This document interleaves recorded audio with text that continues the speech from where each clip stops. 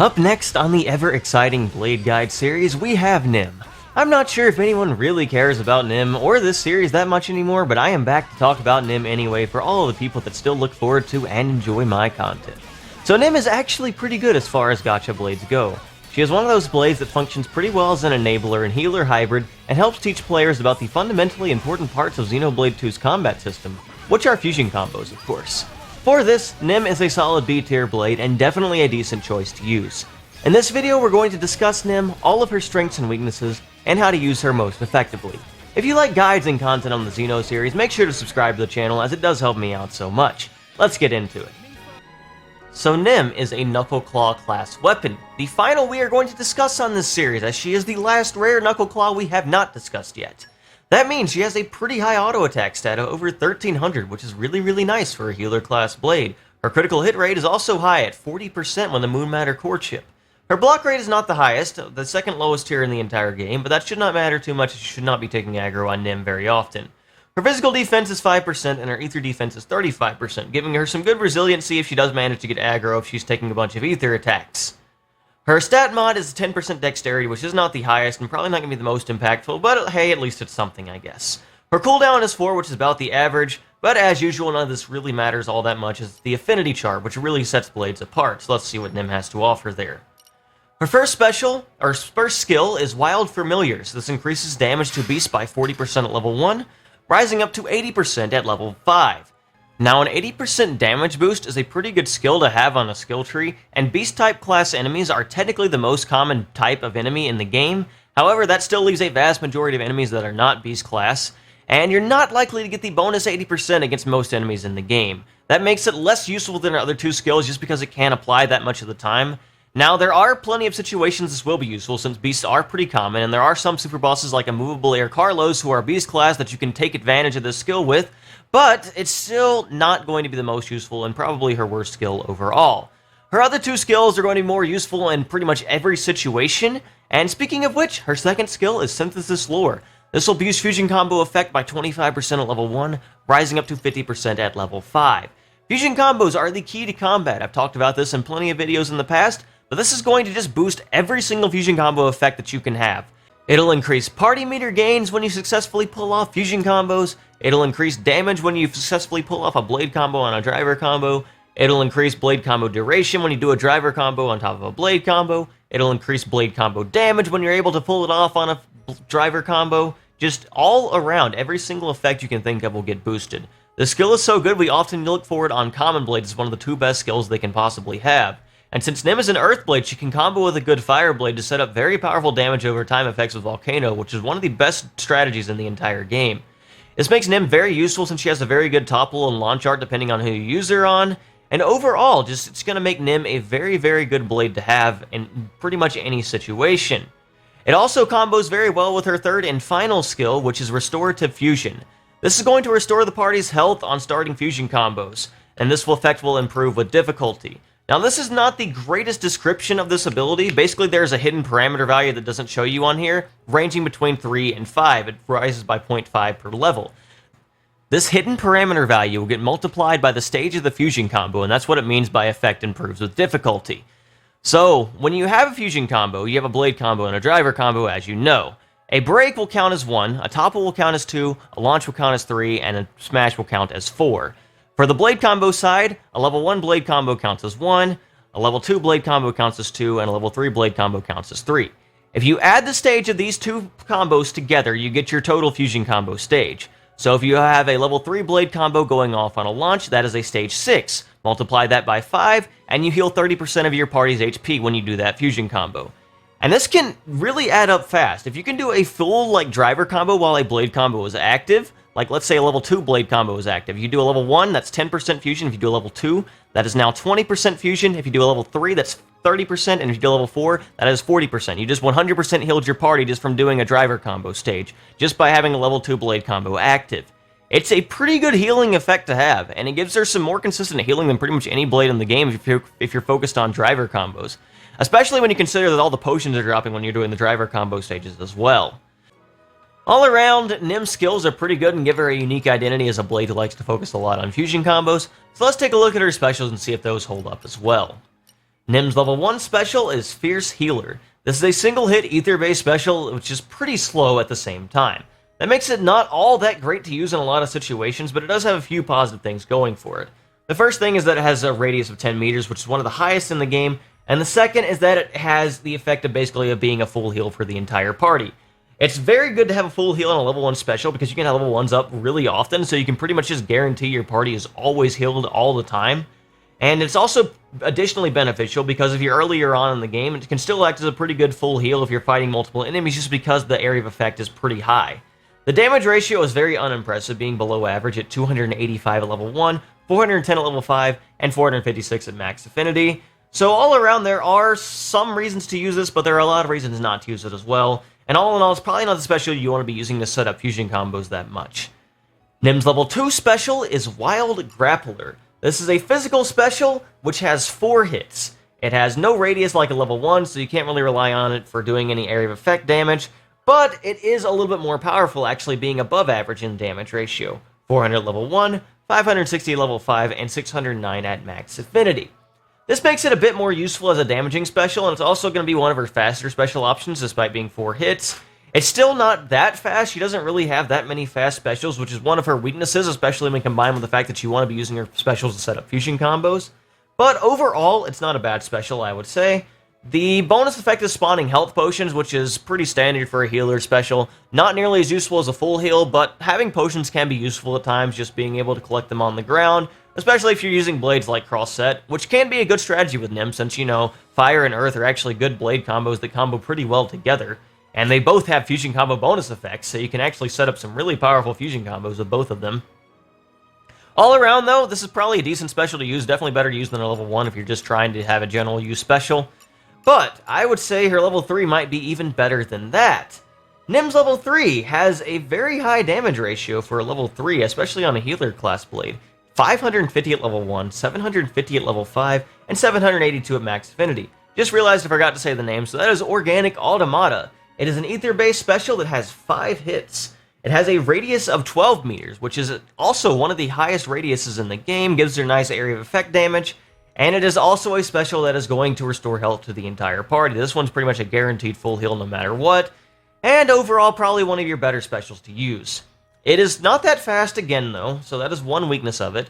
And it's probably not something you're going to want to be using in chain attacks that often, just considering her other specials aren't really the best for that, and she's not really going to be a super high damage blade overall. She's more about setting up the fusion combos than taking advantage of them herself. She does that job very well, and this special can be decently useful for that, but the slow speed can make it a bit hard to time for some of that as well. Nim's level 4 special is Earth Priestess. This is one of those level 4 specials that unfortunately does not have a traditional bonus effect, which might make you think it's not that great, but it's also one of the only level 4s that actually pierces defense entirely, making it very good against enemies that have high defense. I don't know if this was an intentional trade-off or anything, or if she's just cursed with not having a traditional bonus effect that I just wanted to give a pierce effect to anyway, but she can pierce defense with this special, so that's pretty good at the very least. It also has a 20% critical hit modifier, so you can get critical hits more often, and has a damage ratio of 1000, so it can do some decent damage. The best use for this, though, is just setting up fusion combo effects. Since you can halt driver combos, especially topple with this, you can set up some very powerful fusion combo effects with this, which is going to be one of the main strategies with Nim. You can set up very powerful volcanoes after this by using this bonus effect on topples, and you can just set up very powerful chain attacks by using this as well, and that is probably the best use of using Nim on player control overall. All around, very good level 4 just for the fact that it is one of those that takes the best effect of being able to freeze driver combo durations, just because of the other skills that Nim has going for her. For setup, I am running the Moon Matter Courtship because crit rate is really good, and getting extra party meter and doing more critical hits and damage is also always going to be very useful. I don't really see any reason to run a Tachyon effect or anything like that on her, so I think that's just going to be the most useful overall. For Aux Cores, Fusion Combo up 6, it's pretty much what you want to expect. This will combo very well with her already having the Fusion Combo bonus effect. This is going to boost your Fusion Combo effects by 86% overall, which is very, very nice. Going to basically double every Fusion Combo effect almost, which is very nice. And then I have the Night Vision up because I want to have the accuracy to be able to hit enemies. You can definitely run Affinity Max Attack for being the best general use Aux Core. I would definitely recommend it if you don't need accuracy for something, but I would definitely recommend running Fusion Combo up overall over anything else, just because it synergizes incredibly well with Nim. For accessories, I am running a burst symbol because chain attacks are very good if you can increase the fusion combo effects when you do them. Not necessarily required if you're using a more damage over time oriented strategy. You can run another damage booster on Nim or something like that. Crimson Headband is just a very good general aux core, especially when you have high critical hit rate, because it'll just boost all critical damage by 60%, which is a very nice independent multiplier to everything. And then I am also running the Rainbow Belt to increase topple duration by 32%. Since I'm running Nim on Zeke, you have a topple art, and increasing the amount of time topple is acting can be very useful for those fusion combos, and one of the things we're going to take the most advantage of, so I definitely recommend running something like this if you plan on using driver combos a lot with Nim. For if you're running on a Rania, run a Rainbow or a Goliath Ring or something to boost launch duration. It'll definitely be useful on that as well. For pouch items, Glarna Stir Fry, Hot Ruby Steamed Bomb, just getting that art recharge up as much as I possibly can. Zeke likes meat, so you can double stack on the meat to get guaranteed high art recharge. I don't think I have that in my inventory right now, so I also have a bit of party gauge gain on the Hot Ruby Steamed Bomb. And overall, that's probably the best aux cores as you might expect, because art recharge really is just that good. So let's all take a look at how to use Nim practically. So we've all seen chain attack strategies a million times, just how good those can be, so we're going to focus a bit on damage over time with Nim here, and how to set it up with her properly. Since I've got that Rainbow Boat on Zeke, our topple duration can last a pretty long time, and I also have Tora with us who has Cutie Pie, who is now Fire Element. Cutie Pie with Fire Element is going to be our best choice for setting up the best damage over time effect possible. Another really good option would be Pyre, though, if you really like Pyre that much, but using Cutie Pie allows us to combo it with a blade like Doggus to get even more of a damage boost. And Cutie Pie is just really good in general as well, because her level 3 will pierce.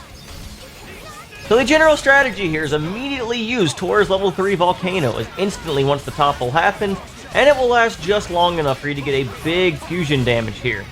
So our damage over time effect is 354,000 thanks to that. So I don't really even have to fight at this point, I basically just win. So you might be wondering where that number comes from. Well, Volcano does 10% of the damage that you dealt as a damage over time effect. Tora did roughly 2 million damage with that, with the 4 hits of the special.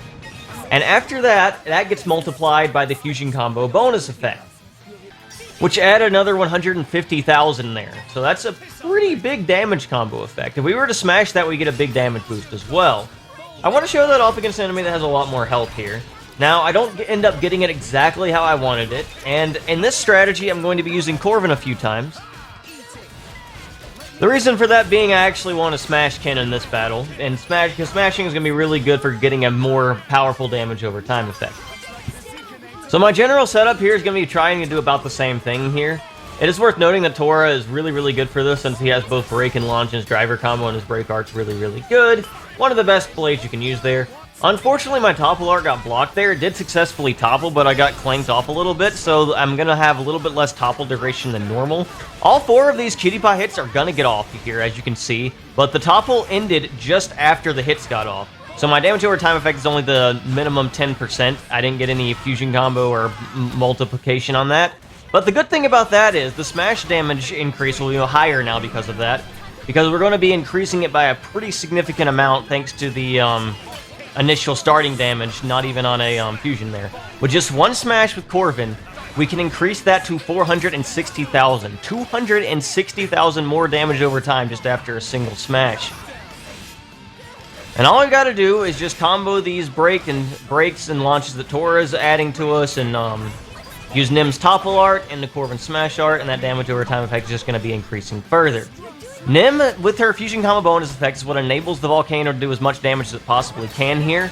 And the stacked fusion combo can just do a massive amount of damage. As you can see here, we are now going to be to 721,000 after only 2 smashes. And this is just from using Tora's level 3 when he's on the AI, so this damage could be even higher if you want to really optimize it. But I've got him set up for a bunch of other things here. I use level 4 here just for the fact that I want to block the Tentacle Storm. But another thing you can see here is while you're using level 4, while using these invincibility frames, the damage over time doesn't stop ticking. Ken's health is going down fast just from this really long level 4. And I'm not even really doing anything except just watching it fall. Any kind of invincibility frames can do that, so if you want to use like a chain attack or something, that can also allow these damage over time effects to keep ticking. And that's another thing you can do. So you can get a ton of damage off really efficiently by setting up damage over time effects, and Nim is an amazing enabler for that. You might have also noticed the healing you can get with Nim when you're setting these up. I haven't really had any health problems the entire time though, but you can ease that. The healing can be very, very useful in plenty of situations. You can see I almost have a damage cap damage over time effect after only 3 smashes, which is pretty freaking sweet. The actual damage here doesn't really matter because the damage over time is what I really wanted to show off here while doing this, so I don't really have a huge chain attack setup or anything like that, not even a extra bonus fusion combo or anything. But that is one of the biggest strengths of Nim. Fusion combo effects being multiplied further can be very, very useful, and that can make her a very, very powerful blade in the right scenarios. She can enable blades very, very well, especially damage over time setups or more powerful chain attacks, and that is one of the reasons to consider using her. I don't really have that much more to say about Nim, so if you like fusion combos, then you definitely should use her. If you like furries, you should use her as well, I guess. So yeah, I hope you guys learned something from watching this guide and have enjoyed this video. If you did, make sure to like the video, comment down below who you want to see next, and make sure to subscribe to the channel because it does help out so much. I appreciate all the support, so thank you all so much for watching, and have a blessed day.